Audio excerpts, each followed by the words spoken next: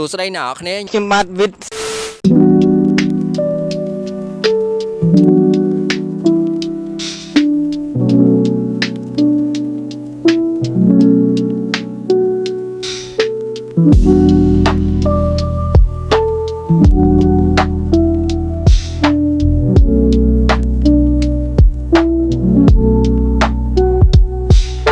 សួស្តីអ្នកនរគ្នាខ្ញុំបុតជា graphic designer ចឹងថ្ងៃនេះខ្ញុំមានឆ្លងមួយលេងជាមួយមិត្តភក្តិរបស់ខ្ញុំគាត់ music producer ដៃថ្មីជម្រាបសួរស្តីអ្នកនរគ្នាខ្ញុំហៀងជា producer ដៃថ្មីចឹងថ្ងៃនេះគឺយើងនឹងមកលេងឆ្លងធ្វើភ្លេង5ម៉ោងជាមួយនឹងធ្វើវីដេអូ visual effect 5ម៉ោងអូខេឥឡូវយើងនិយាយអំពី topic នៃការធ្វើ challenge របស់យើងម្ដងអញ្ចឹងអ្វីដែលខ្ញុំចង់ឲ្យធ្វើទៅលើចម្រៀងមួយហ្នឹងគឺទី1គឺចង្វាក់ទី2ហ្នឹងduration ឬក៏រយៈពេលនៃបទហ្នឹងចង្វាក់គឺខ្ញុំចង់បានជាលក្ខណៈបែបកាចឬក៏ជាផង់ remix អីចឹងទៅ Bro, what are you talking about, man? ហើយ duration វិញគឺខ្ញុំចង់បាន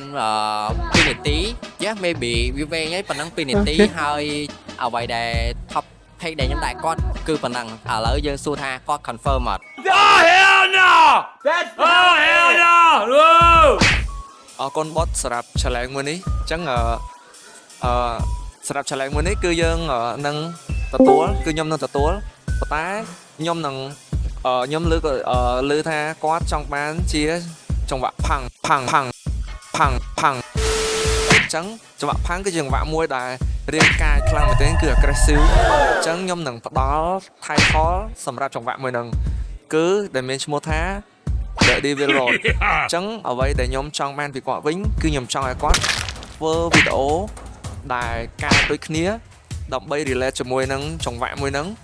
ដែលមានដូចជាក្បាលខ្មោចអីចឹងទៅហើយមានរន្ទះ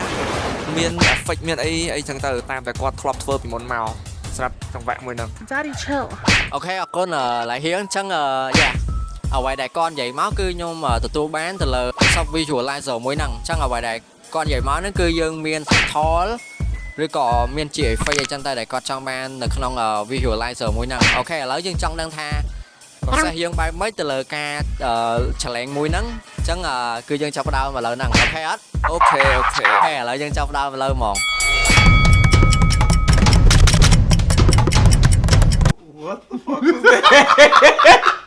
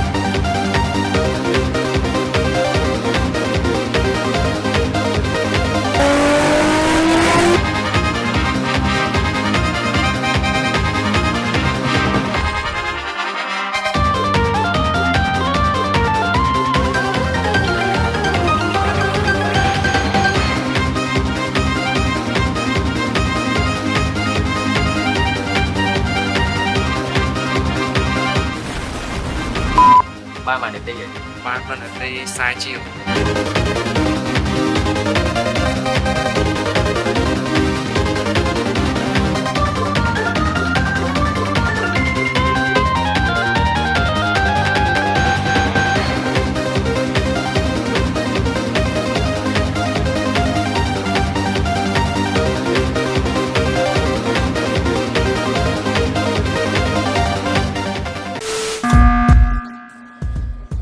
Nè, cái này là cái dương finish